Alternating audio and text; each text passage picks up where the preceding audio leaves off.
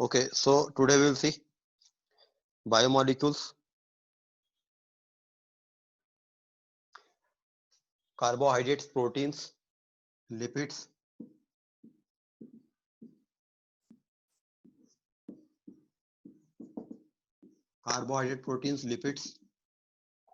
and nucleic acids. They are biomolecules because these molecules, apart from water, they are the main constituent of a living cell. So carbohydrates, the compounds of carbon, hydrogen and oxygen combined in the ratio 1:2:1 are called carbohydrates. The compounds which are appearing as the hydrates of carbon, ऐसे compound जो carbon के hydrates दिखाई देते हैं, जैसे glucose. But this definition of carbohydrate is misleading. Formaldehyde is not a carbohydrate, but having this formula. Acetic acid is not a carbohydrate, but having this formula. C12H22O11 maltose is a carbohydrate, but does not belongs to this formula. तो carbohydrate को ये कहना कि ये carbon के hydrates हैं, carbon hydrate नहीं बनाता है और ये कंपाउंड डिहाइड्रेट नहीं होते हैं, तो ये लिटरली ये कार्बन के हाइड्रेट्स नहीं है. द कार्बोहाइड्रेट्स आर पॉलीहाइड्रोऑक्सी एल्डिहाइड्स और द पॉलीहाइड्रोऑक्सी कीटोन्स. कार्बोहाइड्रेट्स पॉलीहाइड्रोऑक्सी एल्डिहाइड या पॉलीहाइड्रोऑक्सी कीटोन होते हैं, और दोस compounds which upon hydrolysis can provide such type of compounds are called carbohydrates. ऐसे कंपाउंड जो पॉलीहाइड्रोऑक्सीहाइड या पॉलीहाइड्रोऑक्सी कीटोन होते हैं, या ऐसे कंपाउंड जो हाइड्रोलिसिस पर इस टाइप के कंपाउंड देते हैं, ये कार्बोहाइड्रेट कहलाते हैं.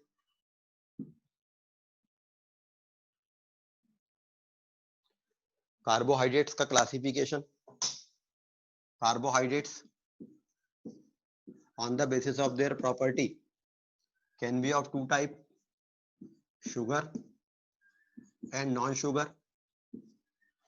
Sugar carbohydrates are sweet, they are crystalline, they are water soluble. Non-sugar carbohydrates are tasteless, they are amorphous, and they are water sparingly soluble or insoluble, like starch and cellulose.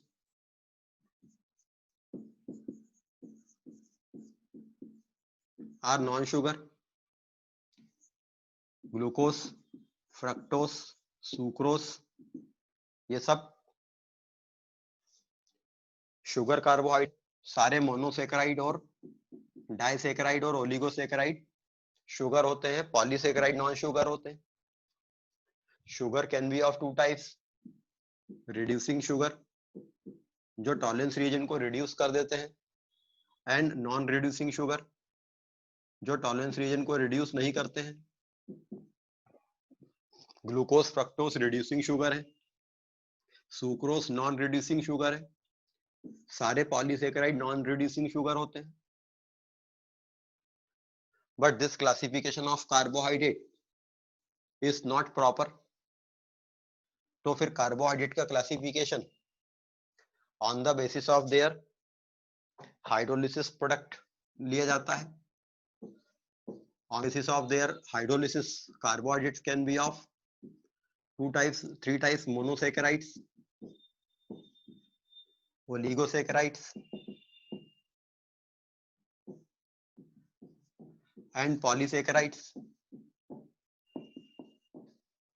Monosaccharide, oligosaccharide, and polysaccharide. The monosaccharide are of two types: aldose and ketose.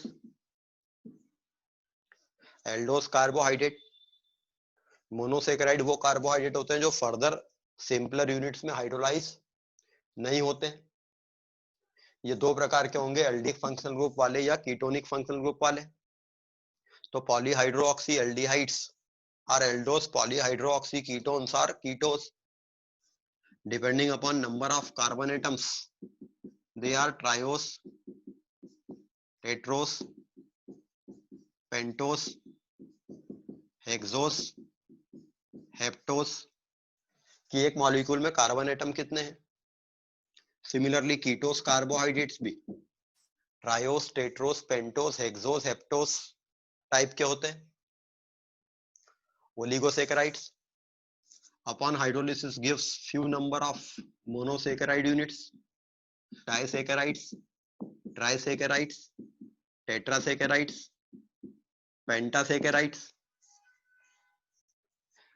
maltose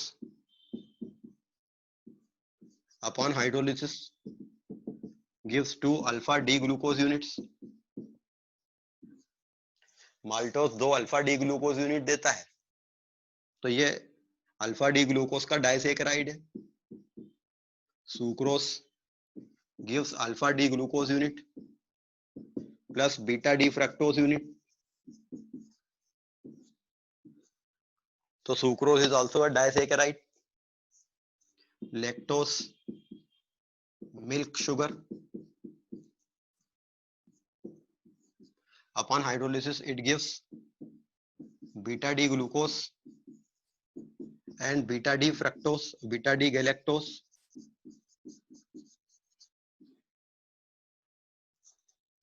तो ये disaccharides हैं। इसी प्रकार से ट्राइसेकेराइड, टेट्रासेकेराइड NCERT में जितने example दिए हैं इनके, उनको प्रॉपर याद कर लेंगे। Polysaccharides are of 2 types, homopolysaccharides and heteropolysaccharides। Homopolysaccharides, they gives only one type of monosaccharide units upon hydrolysis, and in large number, like starch is a homopolysaccharide, gives only glucose units। Cellulose is a homopolysaccharide, starch alpha D glucose unit देता है, cellulose beta D glucose unit देता है। Heteropolysaccharides chitin, inulin, pectin, ये carbohydrates हैं, but इनके नाम protein के जैसे रखे, because this when discovered they were considered as protein. Protein के नाम के आखिरी में IN आता है, मगर ये 3 मॉलिक्यूल कार्बोहाइड्रेट है। तो this is a broad classification of carbohydrates. Structure of carbohydrates में ग्लूकोज का स्ट्रक्चर और फ्रक्टोज का स्ट्रक्चर मोनोसेकेराइड्स में देखेंगे। Structure of glucose, glucose has open chain structure जिसमें 4 एसिमेट्रिक कार्बन एटम होते हैं। ग्लूकोज के ओपन चेन स्ट्रक्चर में 4 एसिमेट्रिक कार्बन एटम होते हैं, तो इसके कारण इस पर्टिकुलर स्ट्रक्चर के 16 स्टीरियो आइसोमर हो सकते हैं, जिसमें से एक ये particular structure D plus glucose होता है। ये पर्टिकुलर स्ट्रक्चर जिसमें 3rd नंबर के कार्बन पर फिशर प्रोजेक्शन फार्मूला में OH की पोजीशन इस साइड रहती है, ये particular structure D plus glucose है। Highest numbered asymmetric carbon atom मतलब 5th पर OH राइट हैंड साइड पर है, तो ये D है। ग्लूकोज डेक्स्ट्रोरोटरी होता है इसलिए प्लस है। एक स्ट्रक्चर प्लस ग्लूकोज का एनेंटियोमर होगा, जो इस स्ट्रक्चर का कंप्लीट मिरर इमेज होगा, that is L minus glucose. ये दोनों एनेंटियोमर होंगे तो इनके ऑप्टिकल रोटेशन इक्वल और अपोजिट रहेंगे। तो ग्लूकोज का एक एनेंटियोमर है, लेकिन biologically active molecule D plus glucose होता है, बॉडी में एल माइनस ग्लूकोज का कंबशन नहीं होगा, and there will be some molecule, बचे जो 14 स्ट्रक्चर है, इन 14 में से 4 स्ट्रक्चर ऐसे होंगे जो ग्लूकोज से केवल एक एसिमेट्रिक कार्बन एटम पर डिफर करते होंगे। ऐसे मॉलिक्यूल जो केवल एक एसिमेट्रिक कार्बन एटम पर ग्लूकोज से डिफर करेंगे, बाकी के एसिमेट्रिक कार्बन एटम पर सेम रहेंगे, they are called epimers of glucose.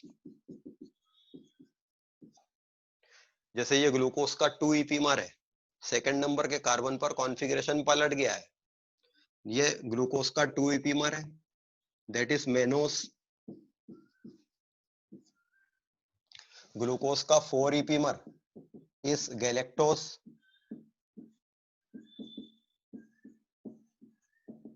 Glucose का 4 ईपीमर इस गैलेक्टोस, ये ग्लूकोज से 4th कार्बन पर डिफर करता है। तो उस एम्पिरिकल उस फार्मूला के 16 में से एक डी प्लस ग्लूकोज होगा, एक एल माइनस ग्लूकोज होगा, 4 ग्लूकोज के ईपीमर होंगे, बाकी के 10 ग्लूकोज के ऑप्टिकल आइसोमर होंगे, डाइस्टीरियो आइसोमर, क्योंकि वो उसकी मिरर इमेज नहीं होंगे और ऑप्टिकल प्रॉपर्टी में डिफर कर रहे होंगे। तो मेनोस ग्लूकोज का 2 ईपीमर है और गैलेक्टोस ग्लूकोज का 4 ईपीमर है। ये दो नेचुरली अकरिंग ग्लूकोज के ईपीमर पाए जाते हैं। ग्लूकोज में मॉलिक्यूल में CHO ग्रुप है और कार्बन की चेन में OH फंक्शनल ग्रुप है। यह OH functional group CHO group पर अटैक करता है और ग्लूकोज सॉल्यूशन में अपने साइक्लिक हेमी एसिटल फॉर्म में पाया जाता है। ग्लूकोज का ये साइक्लिक हेमी एसिटल फॉर्म बनने में कार्बन की चेन का ऑक्सीजन जब CHO ग्रुप पर अटैक करता है तो CHO ग्रुप पे प्लेन के ऊपर से अटैक से और नीचे से अटैक से इस कार्बन पर दोनों कॉन्फ़िगरेशन जनरेट होते हैं। OH जब इधर रहता है, this is alpha D plus glucose, और जब OH इस साइड रहता ऑन द कार्बन चेन, तब ये बीटा डी प्लस ग्लूकोज कहलाता।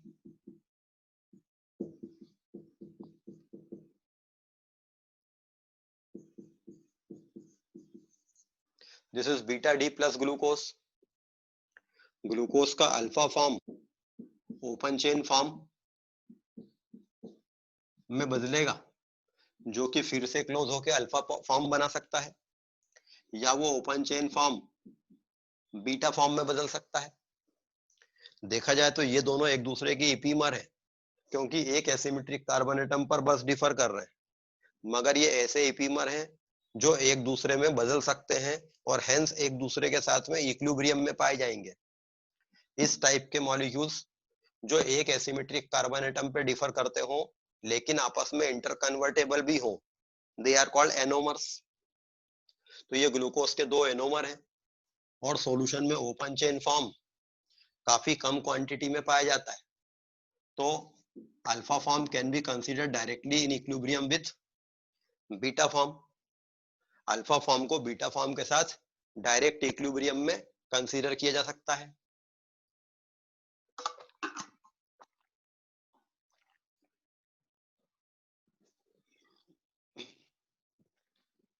ठीक है,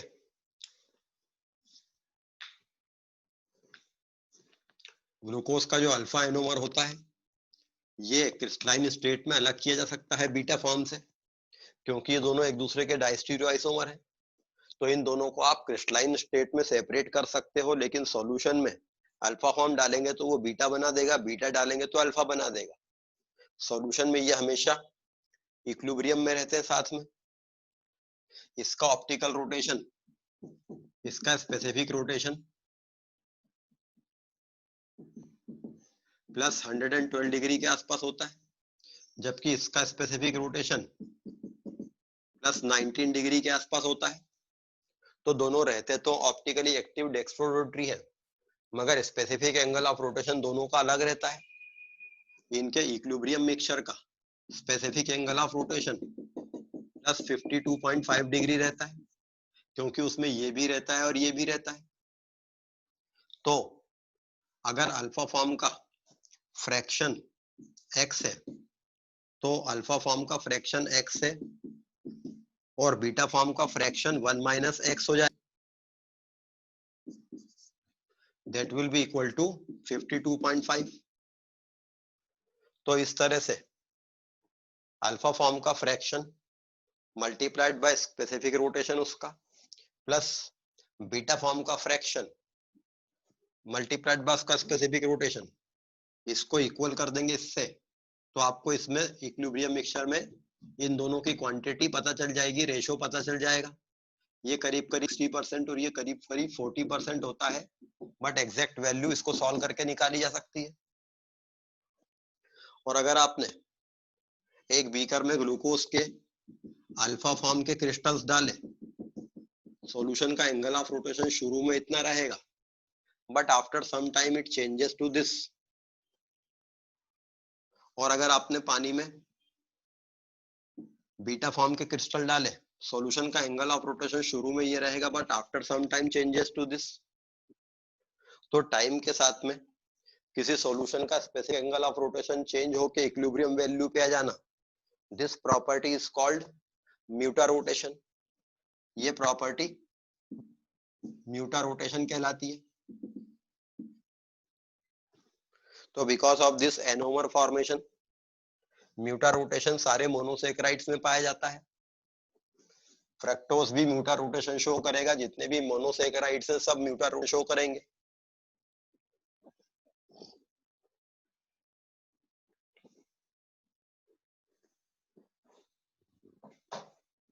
ग्लूकोज का जो अल्फा फॉर्म रहता है, ये इसका फिशर प्रोजेक्शन फार्मूला है, but this can be expressed in the form of Haworth's projection formula. Haworth's projection formula में ग्लूकोज के स्ट्रक्चर को ये 6 मेंबर्ड हेटेरोसाइक्लिक रिंग पायरेन के स्केलेटन पे प्रोजेक्ट किया है। तो ये पायरेन रिंग का स्केलेटन है और उस पर हम इस स्ट्रक्चर को प्रोजेक्ट कर देंगे। This oxygen will represent this. तो ये पहला कार्बन, दूसरा, तीसरा, चौथा, पांचवा और छठवा। तो ऑक्सीजन पहले और पांचवे कार्बन को जोड़ रही है। OH नीचे रहेगा। फिशर प्रोजेक्शन फार्मूला में जो ग्रुप राइट साइड में आते हैं उनको नीचे लिखेंगे। तो second carbon, third carbon, fourth carbon, fifth carbon, यहाँ पर H, OH इधर रहेगा, मगर यहाँ OH ऊपर रहेगा, क्योंकि थर्ड कार्बन पे OH इधर था, H इधर था, तो H नीचे जाएगा। This is glucose. और 6 कार्बन को बाहर ही लिखे। तो इस तरह से ये ग्लूकोज का होवार्ट्स प्रोजेक्शन फार्मूला है, अल्फा डी प्लस ग्लूकोज। तो इस वाले स्ट्रक्चर का नाम हो जाएगा अल्फा डी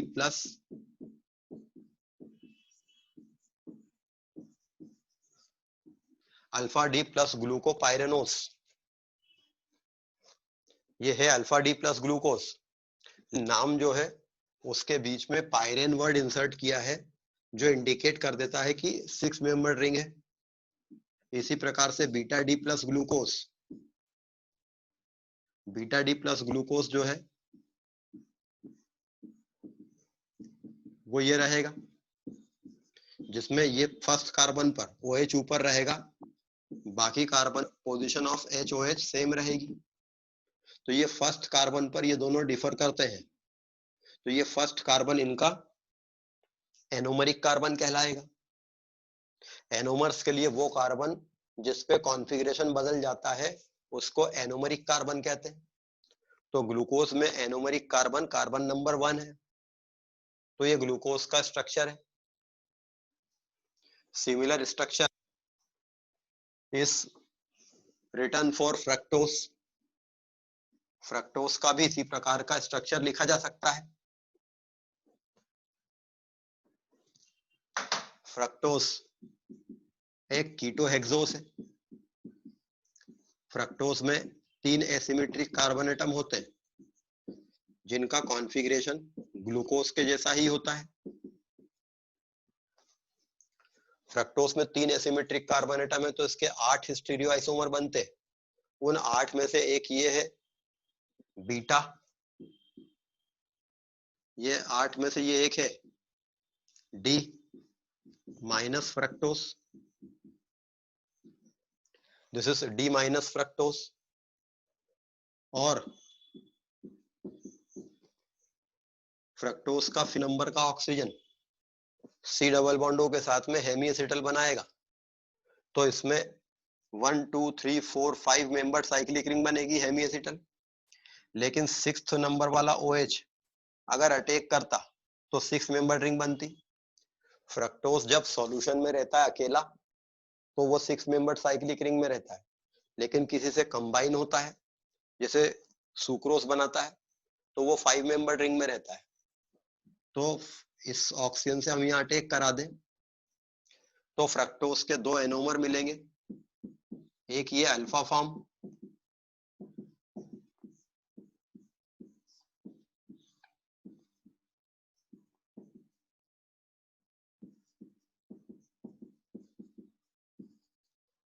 और एक ये बीटा फॉर्म। तो इस प्रकार से फ्रक्टोज भी म्यूटा रोटेशन शो करेगा।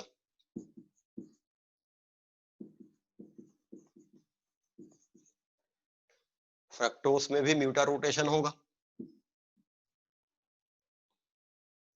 फ्रक्टोज में 2nd और 5th कार्बन ऑक्सीजन के थ्रू जुड़े तो इसका स्ट्रक्चर फ्यूरेन रिंग के स्केलेटन पर प्रोजेक्ट किया जाएगा। OH नीचे रहेगा,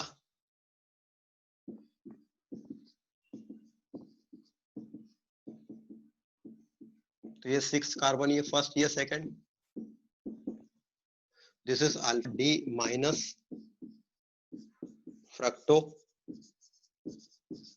फ्यूरेनोस, alpha D minus fructofuranose, क्योंकि फ्यूरेन रिंग पर स्ट्रक्चर प्रोजेक्ट किया गया है।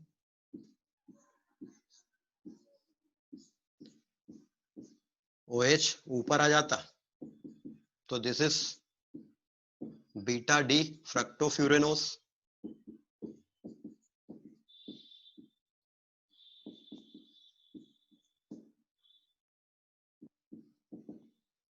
तो फ्रक्टोज का जो एनोमरिक कार्बन है वो 2nd कार्बन है, this is beta D minus fructofuranose. तो structure of glucose and fructose, तो स्ट्रक्चर ऑफ मोनोसेकेराइड्स हमने देखे। स्ट्रक्चर ऑफ डाइसेकेराइड्स, एक अल्फा डी ग्लूकोज यूनिट है, एक अल्फा डी ग्लूकोज यूनिट है,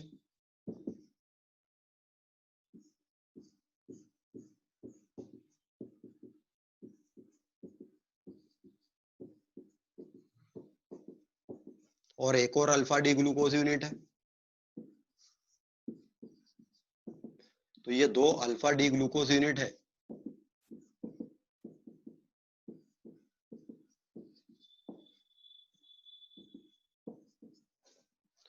दो अल्फा डी ग्लूकोज यूनिट अगर पास में आती है तो एक का 1st नंबर का कार्बन और दूसरे का 4th नंबर का कार्बन आपस में कंडेंस होते हैं इनके OH, और OH के कंडेंस होने से एक लिंक इनके बीच में बनती है ROR।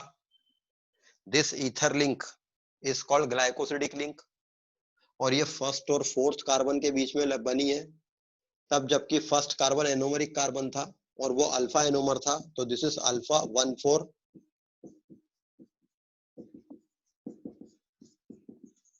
Glycosidic link, and this is maltose. 2 alpha D glucose units का स्ट्रक्चर, दिस इज माल्टोस। लेकिन सपोज आपके पास एक बीटा गैलेक्टोज है this is lactose, this is beta D galactose,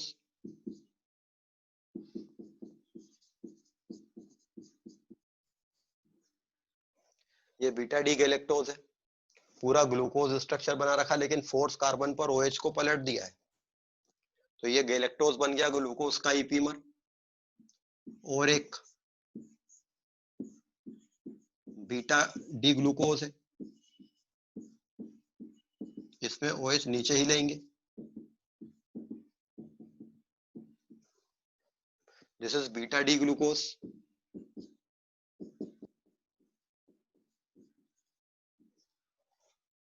ये अगर अपना इसका फर्स्ट कार्बन और इसका सेकंड फोर्थ कार्बन आपस में कंडेंस करते OH ग्रुप, तो यहां पर एक ईथर लिंक बनती, जिसमें फर्स्ट और फोर्थ कार्बन इन्वॉल्व है, तो 1,4, लेकिन फर्स्ट कार्बन एनोमरिक है और वो बीटा एनोमर है, तो this is beta 1,4 glycosidic link. This is lactose, ये लैक्टोज का स्ट्रक्चर है। लेकिन अगर आपके पास में एक अल्फा डी ग्लूकोज है,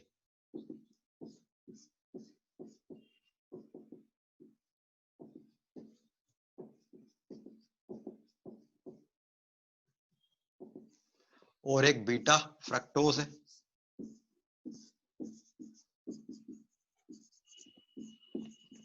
आपके पास में एक अल्फा डी ग्लूकोज है और एक फ्रक्टोज है, ये दोनों कंडेंस होते हैं, तो this is alpha link and this is beta link.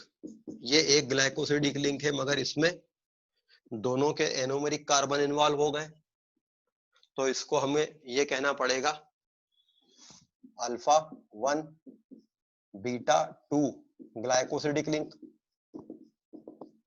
तो ये 1,2 ग्लाइकोसिडिक लिंक है। ग्लूकोज का फर्स्ट कार्बन एनोमरिक होता है, फ्रक्टोज का सेकंड कार्बन एनोमरिक होता है।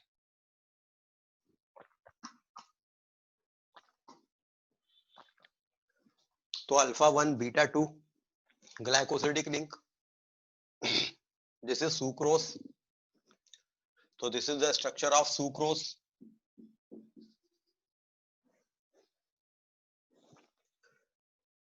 This functional group is called hemiacetal, while this functional group is called acetal. अगर किसी कार्बोहाइड्रेट के स्ट्रक्चर में एक हेमीएसिटल ग्रुप है तो वो रिड्यूसिंग शुगर होता है, लेकिन अगर उसमें सारे एसिटल ग्रुप रहते हैं तो वो नॉन रिड्यूसिंग शुगर होता है। रिड्यूसिंग शुगर को हम ऐसा नहीं देखेंगे कि अल्डिहाइड कार्बोहाइड्रेट रिड्यूसिंग शुगर होंगे और ketone carbohydrate non reducing sugar होंगे, मतलब टॉलरेंस रीजन को जो रिड्यूस करते हैं। अल्डिहाइड्स तो टॉलरेंस रीजन टेस्ट देंगे ही, जो कीटोन वाले कार्बोहाइड्रेट है वो भी देंगे, क्योंकि वो अल्फा हाइड्रोक्सी कीटोन है और alpha hydroxy ketone Tollens test देते हैं। इसलिए कार्बोहाइड्रेट्स में टॉलरेंस टेस्ट कौन देगा वो देखने के लिए ये नहीं देखते हैं कि उसमें अल्डिहाइडिक फंक्शन ग्रुप है या कीटोनिक फंक्शनल ग्रुप है, बल्कि उसमें ये देखते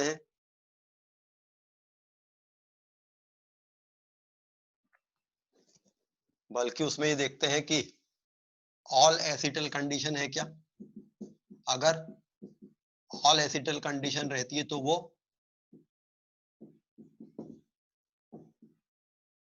नॉन रिड्यूसिंग शुगर होता है in case of all acetal condition.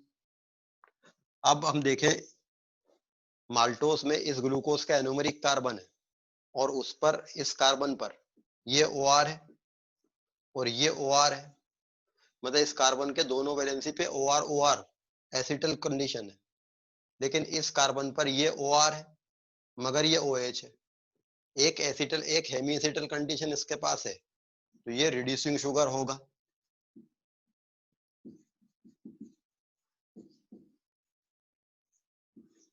अगर एटलीस्ट 1 हेमी एसिटल रहता है तब ये रिड्यूसिंग शुगर होता है।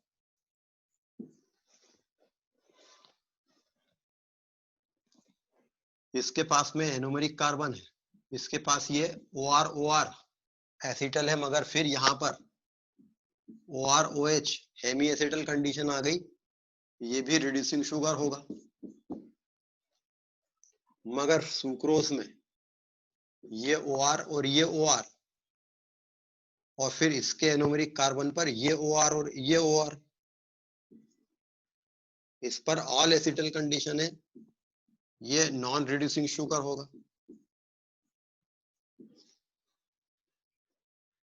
तो एक डाइसैकेराइड या ट्राइसैकेराइड का अगर आपको स्ट्रक्चर देख के बताना है कि वो रिड्यूसिंग शुगर होगा कि नॉन रिड्यूसिंग शुगर होगा, तो उसमें देखें कि उसमें सारे हेमी एसिटल, सारे एसिटल कंडीशन है क्या।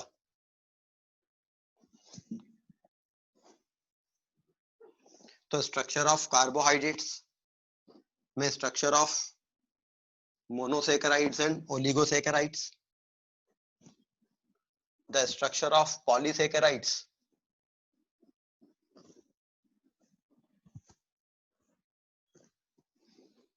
पॉलीसैकेराइड्स का स्ट्रक्चर, स्टार्च, स्टार्च के दो कंपोनेंट्स होते हैं, एमाइलोस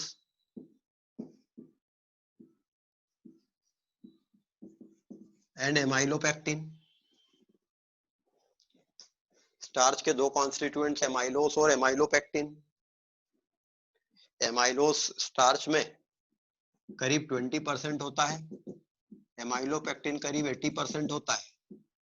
ये वाटर सॉल्युबल पार्ट है, ये वाटर इनसॉल्युबल पार्ट है। स्टार्च में एमाइलोस लीनियर चेन पॉलीमर है of alpha D glucose units का, जबकि ये ब्रांच्ड चेन पॉलीमर है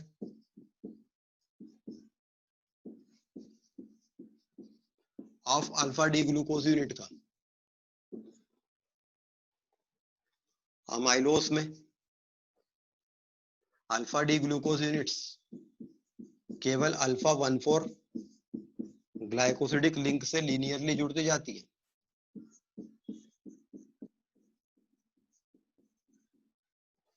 दिस इज अमाइलोस, इसमें केवल अल्फा 1,4 ग्लाइकोसिडिक लिंक है, जबकि अमाइलोपेक्टिन में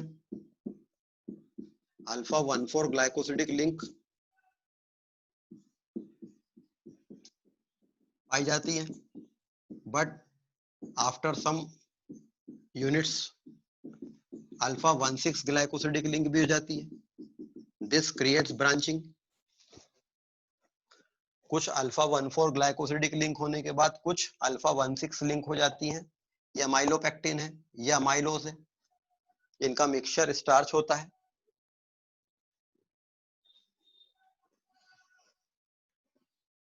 starch is the storage food of the plants. Plants photosynthesis करके जो ग्लूकन आते हैं उसको स्टार्च के फॉर्म में स्टोर करते हैं। एनिमल्स में जो स्टार्च होता है वो बॉडी में ग्लाइकोजन के फॉर्म में रिजर्व होता है। तो glycogen is the animal starch, जो कि ग्लूकोज का ही पॉलीमर है मगर कॉम्प्लेक्स स्ट्रक्चर रखता है। अगर अल्फा डी ग्लूकोज यूनिट्स के बजाय बीटा डी ग्लूकोज यूनिट ली जाए और उनको बीटा 1,4 ग्लाइकोसिडिक लिंक से जोड़ दिया जाए, दिस स्ट्रक्चर इज सेलुलोज। तो cellulose is polymer of beta D glucose units.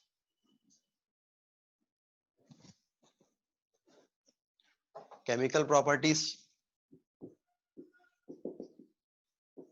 Of carbohydrates. Carbohydrates की केमिकल प्रॉपर्टीज,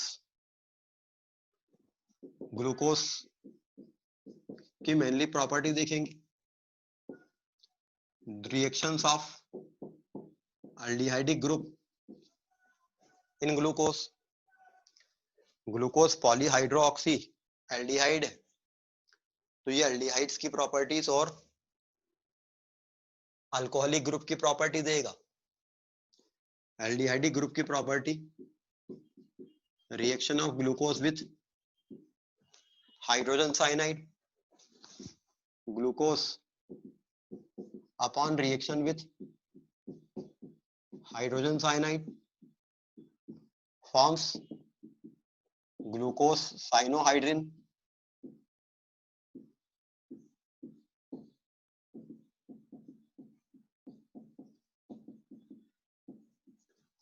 बट ये साइनोहाइड्रिन बनते समय चूंकि एक नया एसिमेट्रिक कार्बन एटम जनरेट हो रहा है,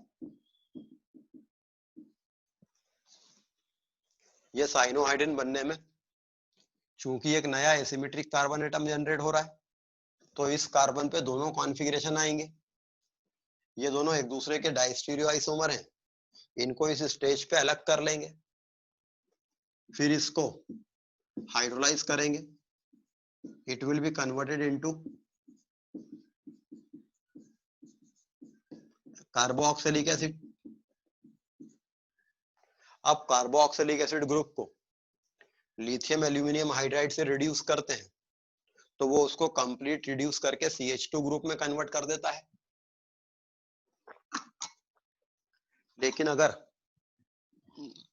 इसको सोडियम अमलगम HCl से रिड्यूस किया जाए तो ये इसको CHO ग्रुप तक ही रिड्यूस करता है, and hence you will get a carbohydrate molecule with one carbon less, with one carbon more than the parent carbohydrate.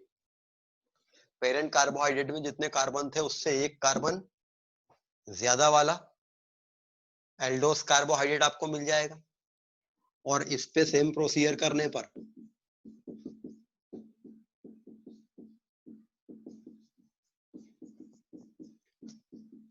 आपको उसका ईपीमर मिलता, क्योंकि इनमें एक एसिमेट्रिक कार्बन एटम पे और वो भी सेकंड नंबर के कार्बन पर ही बस डिफरेंस मिलता।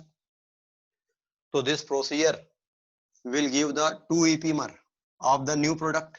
दो सेकंड नंबर के कार्बन पे ईपीमर है। This is called Kiliani Fischer synthesis. ये किलियानी फिशर सिंथेसिस है। तो by Kiliani Fischer synthesis a lower carbohydrate can be converted into its higher homologue. Ruff's degradation. Ruff's degradation. Carbon की chain में carbon का number कम करके lower carbohydrate बनाना हो तो ruffs degradation किया जा सकता है। ग्लूकोज को पहले ब्रोमीन वाटर से ऑक्सीडाइज करते हैं, तो ये ग्लूकोनिक एसिड बनाता है।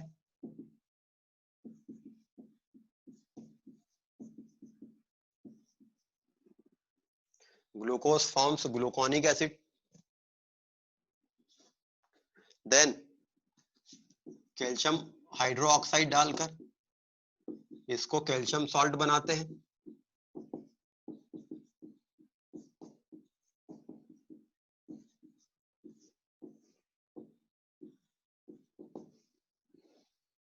तो ये कैल्शियम सॉल्ट बन गया ग्लूकोनिक एसिड का। अब हमें पता है कि calcium salt of carboxylic acid को जब हीट करते हैं तो दो मॉलिक्यूल कंडेंस होके एक कैल्शियम कार्बोनेट बनाते हैं, जिसमें एक कार्बन कम हो जाता है। तो ये कैल्शियम सॉल्ट इस कार्बन को कम कर देगा, मगर इस वाले कार्बन को ऑक्सीडाइज करना है ताकि ये CHO ग्रुप में बदल जाए। इसको हटाने के लिए तो आपने ये ले लिया, इसको ऑक्सीडाइज करने के लिए आपको मीडियम में फेंटॉन रिएजेंट H2O2 FeSO4 चाहिएगा। This will oxidise that alcoholic group into aldehydic group.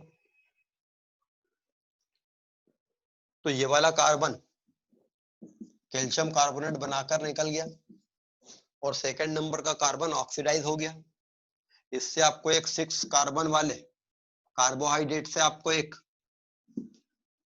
5 carbon वाला कार्बोहाइड्रेट मिल गया। This is Ruff degradation,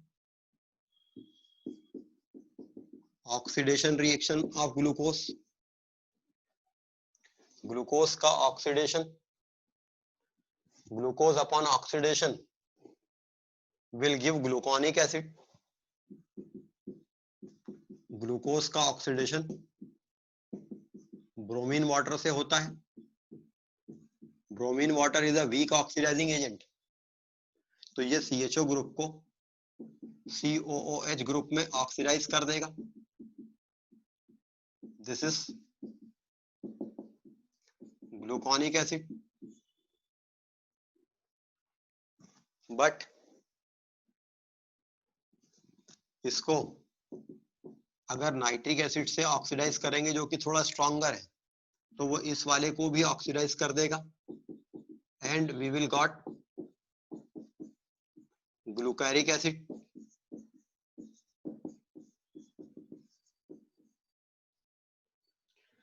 glucose bromine water से ऑक्सीडाइज होता है, तो ये ब्रोमीन वाटर को डिकलराइज करता है, मगर फ्रक्टोज ये टेस्ट नहीं देता है।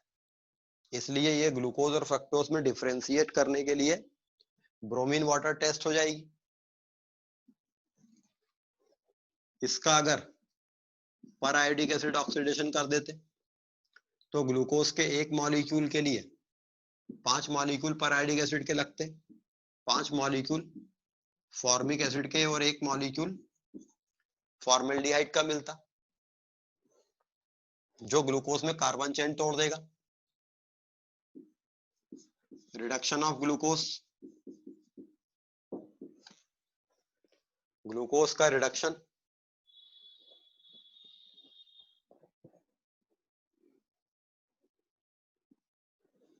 ग्लूकोज का रिडक्शन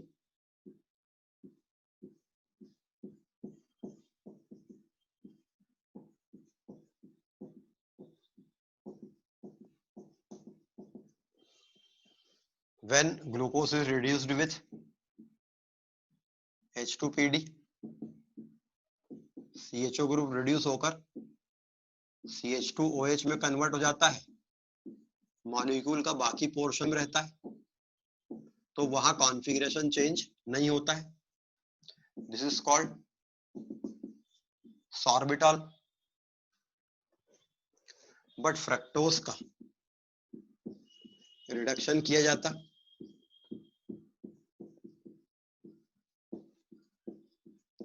फ्रक्टोज में कॉन्फ़िगरेशन ग्लूकोज के जैसा ही होता है, और जब फ्रक्टोज का रिडक्शन किया जाता तो इस वाले पर रिडक्शन होने से 2 एसिमेट्रिक कार्बन जनरेट होते हैं। एक मॉलिक्यूल में OH इधर रहता और एक मॉलिक्यूल में OH इधर रहता, बाकी का portion as it is glucose ऐसा ही रहना था।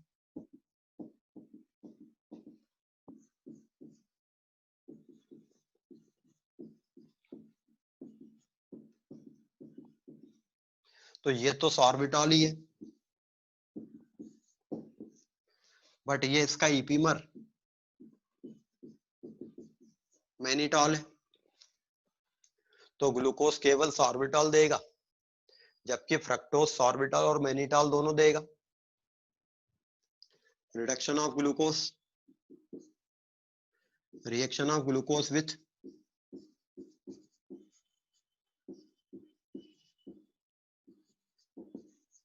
Phenyl hydrazine, glucose upon reaction with phenyl hydrazine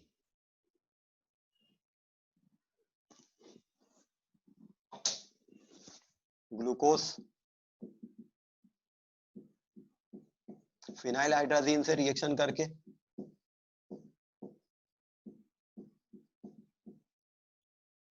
phenyl hydrazone बनाता है।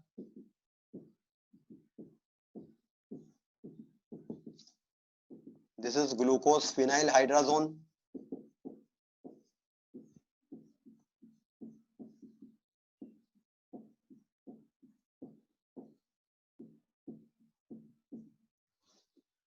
बट फिनाइल हाइड्राजीन एक माइल्ड ऑक्सीडाइजिंग एजेंट है, वो ग्लूकोज के इस सेकंड कार्बन को ऑक्सीडाइज कर देता है। तो एक्सेस ऑफ फिनाइल हाइड्राजीन लेने पर रिएक्शन फर्दर आगे चली जाती है।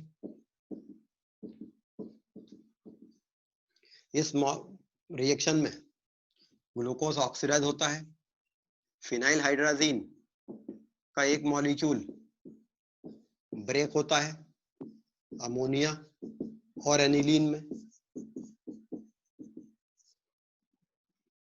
इस पर फिर से एक फिनाइल हाइड्राजीन मॉलिक्यूल रिएक्ट कर लेता है।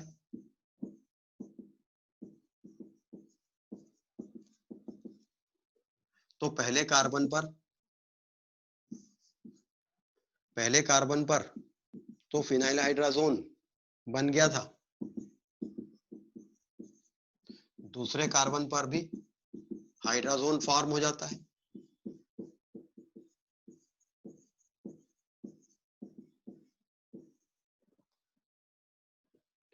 दूसरे कार्बन पर भी फिनाइल हाइड्राजोन बन जाता है।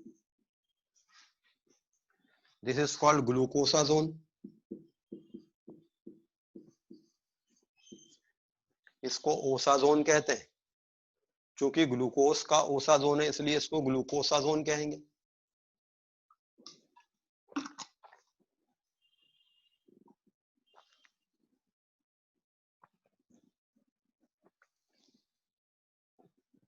तो ग्लूकोज के एक मॉलिक्यूल पे 2 फिनाइल हाइड्राजीन लगते हैं, मगर मॉलिक्यूल फिनाइल हाइड्राजीन के 3 काम आते हैं, क्योंकि एक बीच में ब्रेक हुआ था।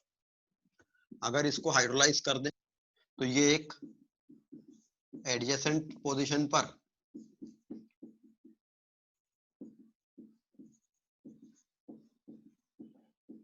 अल्फा बीटा कंडीशन पर अल्डिहाइडिक और कीटोनिक फंक्शनल ग्रुप दे देगा। This is called glucosone. ये ओसोन है,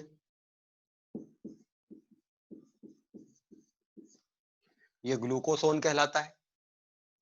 और अगर इसको लिंडार कैटलिस्ट से रिड्यूस कर दे तो केवल ये पोर्शन रिड्यूस होगा, कीटोनिक ग्रुप रिड्यूस नहीं हुआ, तो दिस विल गिव फ्रक्टोज। तो this is a method of conversion of glucose into fructose.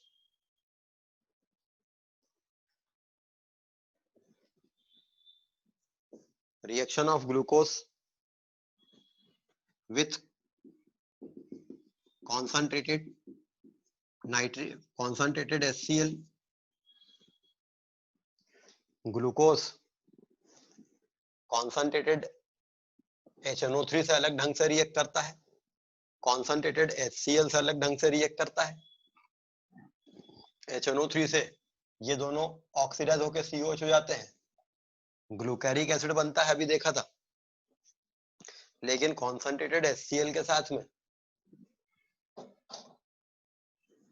Carbon chain टूट जाती है and it gives levulinic acid two keto pentanoic acid. Plus formic acid with concentrated HCl। Glucose को heat करने पर glucose लेव्युलिनिक acid देता है,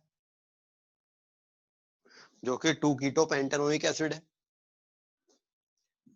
glucose upon treating with concentrated sulfuric acid, concentrated sulfuric acid glucose को dehydrate कर देता है, leaving behind the black shooty mass of carbon।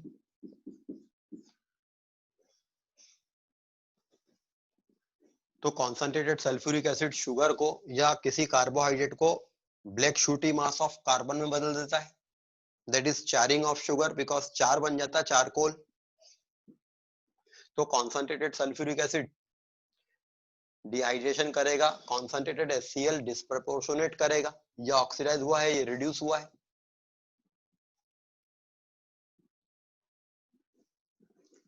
Reaction of glucose, तो ग्लूकोज की ये सारी रिएक्शन है जो एल्डिहाइडिक ग्रुप के कारण थी, but reactions of glucose due to its ketonic group, glucose की reactions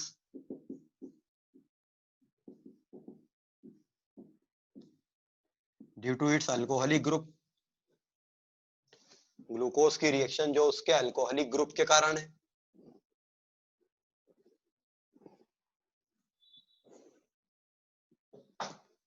due to alcoholic group glucose gives reaction with PCl5, glucose when reacts with PCl5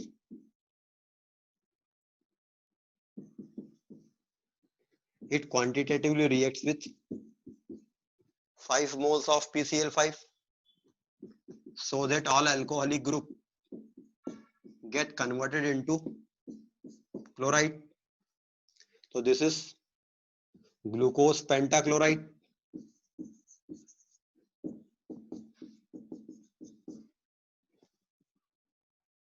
तो ग्लूकोज पेंटाक्लोराइड बनाता है. This reaction indicates the presence of 5 alcoholic group.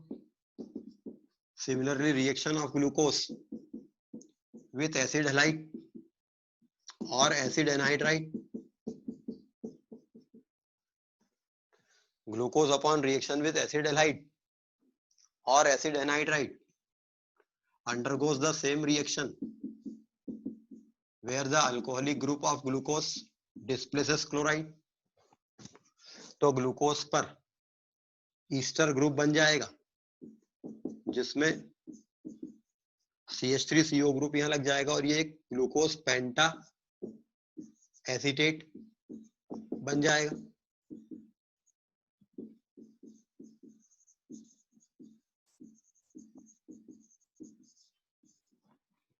तो ये alcoholic group की reaction है forming glucose penta acetate and reaction with PCl5. Glycoside formation.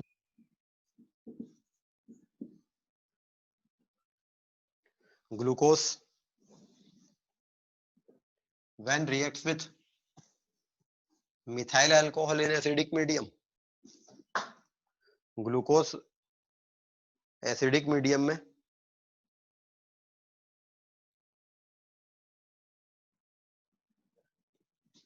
Glucose का reaction with acidic medium methyl with methyl alcohol,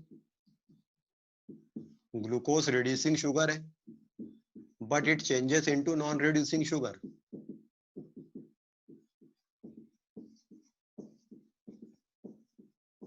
इसमें ये hemiacetal group है तो glucose reducing sugar है but with methyl alcohol in acidic medium it changes into non reducing sugar because अब ये acetal condition हो गई है और ये ग्लूकोज का ग्लाइकोसाइड कहलाता है.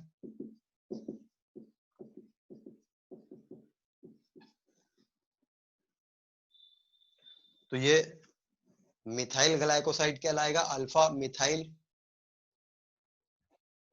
ग्लूकोपाइरेनोसाइड.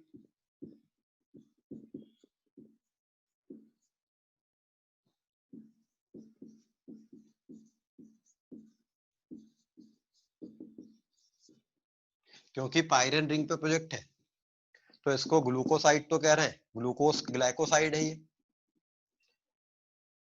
और ये मिथाइल ग्लाइकोसाइड है और ये नॉन रिड्यूसिंग शुगर होगा. अगर एक्सेस ऑफ मिथाइल अल्कोहल लिया जाता तब सारे OH ग्रुप ईथर लिंक में बदल जाते.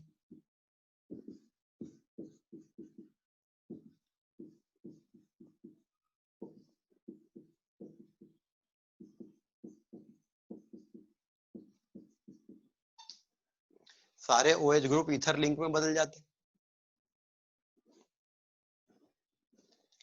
तो ये ग्लूकोज की रिएक्शन है जो उसके अल्कोहलिक ग्रुप के कारण है. Reaction with strong base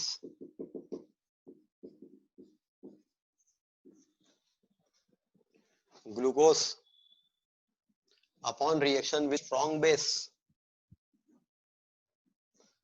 gets converted into mannose and fructose.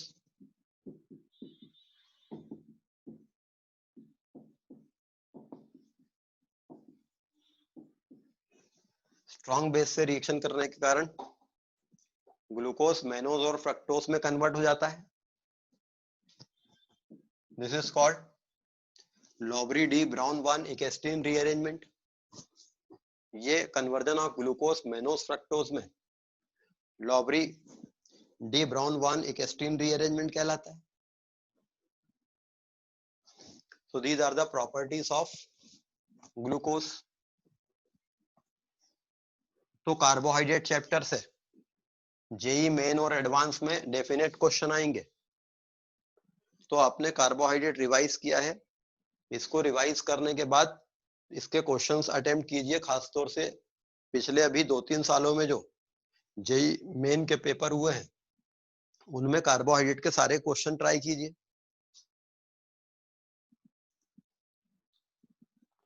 This year also इनसे डायरेक्ट क्वेश्चन पूछे जा सकते हैं.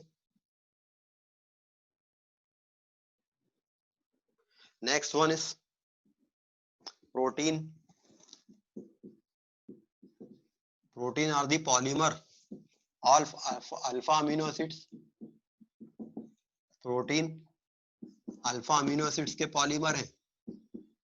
कार्बन की चेन में अगर ग्रुप अल्फा कार्बन पे लगा हो तो ये अल्फा अमीनो एसिड है. इसमें अमीनो ग्रुप है और एसिडिक ग्रुप है तो ये अमीनो एसिड है. ये अल्फा अमीनो एसिड है. अमीनो यहाँ लगा होता तो ये बीटा अमीनो एसिड होता, gamma amino acid, delta amino acid.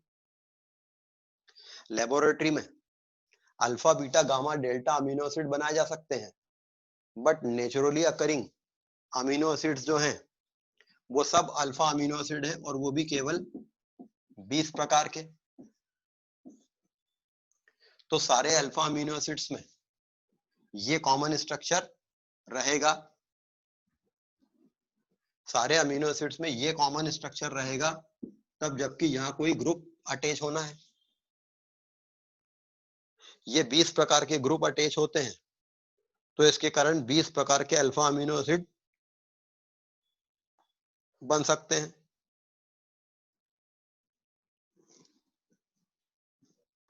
Again JEE main और एडवांस में अमीनो एसिड्स और उनके स्ट्रक्चर से रिलेटेड क्वेश्चन पूछे जाते हैं. तो आपको इन 20 के 20 अमीनो एसिड्स का स्ट्रक्चर प्रॉपर पता होना चाहिए. कई बार आ जाता है कि आपको अमीनो एसिड के स्ट्रक्चर की जरूरत पड़ जाती है. तो अगली क्लास में हम लोग अमीनो एसिड्स पढ़ेंगे और उनके स्ट्रक्चर याद रखने की ट्रिक देखेंगे. तब तक आपने जो पढ़ा हुआ है ऑलरेडी उससे उसको रिवाइज करके आइए.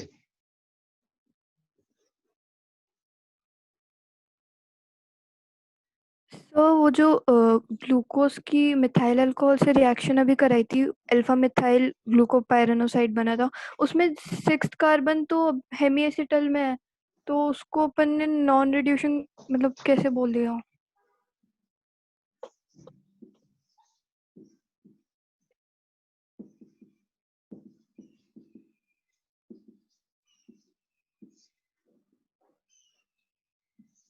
सिक्स कार्बन हेमी एसिटल पे कैसे है? ये कंडीशन कहाँ है?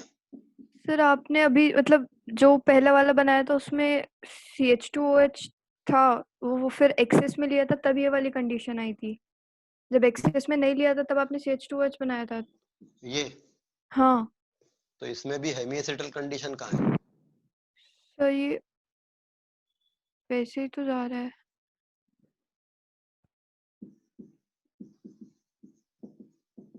इस कार्बन पे देखोगे तो OR है पर इधर तो ये लगा हुआ है ना, OH कहाँ लगा है इस पे? इस कार्बन पे OH लगा है मगर इस कार्बन पे OR लगा है. एक ही कार्बन पे OH OR कहाँ आ रहा है?